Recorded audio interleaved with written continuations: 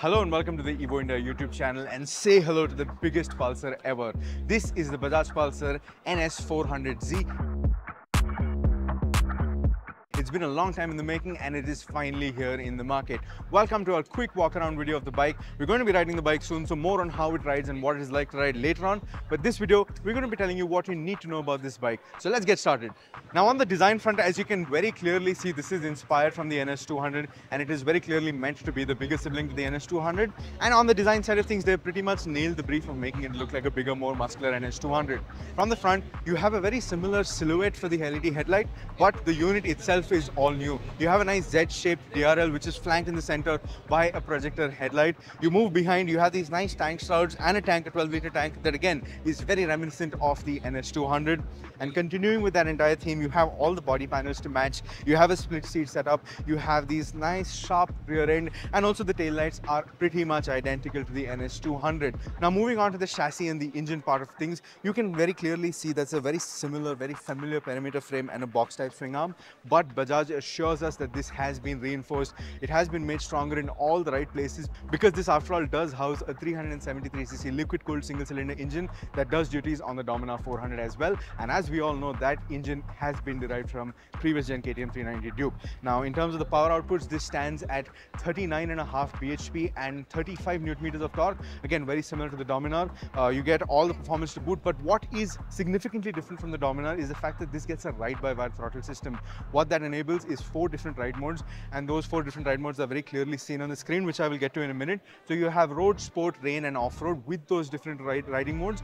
The ABS calibration along with the throttle map also changes, so you get different levels of intervention on the ABS. Apart from that, you also have a switchable traction control system. Now coming back to the chassis setup, this is a 176 kilos curb with a full tank of gas, so that is fairly lighter than the Dominar, so the handling should be a lot more engaging, a lot more agile than the Dominar 400, something that we will definitely verify in our first ride review. The suspension setup is taken care of by a 43mm upside down fork setup at the front, and there is a 17-inch wheel at the front, and at the rear you have a monoshock again that has been retuned to take care of all the extra performance that this engine brings to the table, again on a 17-inch rear wheel. Now you have a 140 section radial rear tire and a 110 section non-radial front tire.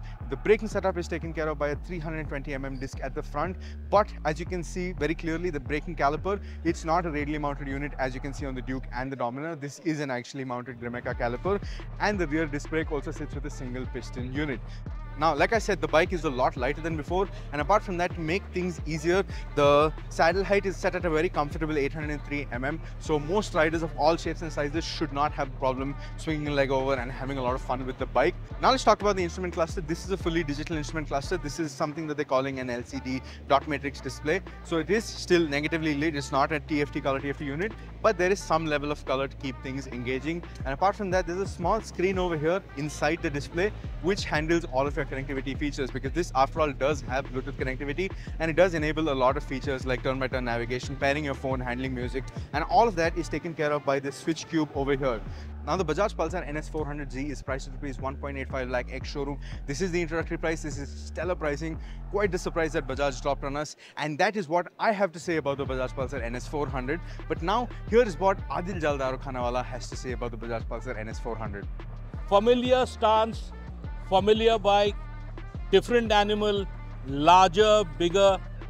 The Pulsars have always done it for so many of our countrymen, and having been involved in the evolution of the Pulsar right from the first time from 1998 onwards, this bike and brand has a very special place in my motorcycling heart, and the bigger the better. And what else can you say? This is a grown-up Pulsar and all the better for it. Question is, it ticks so many boxes, and with its cherry on the very delectable package, it makes the rivals run for cover and rethink their strategies. This is Adil Darukhanawala for Evo India. That is what Adil Darukhanawala had to say about the Bajaj Pulsar NS400. What do you think about it? Let us know in the comment section down below, and thank you for watching.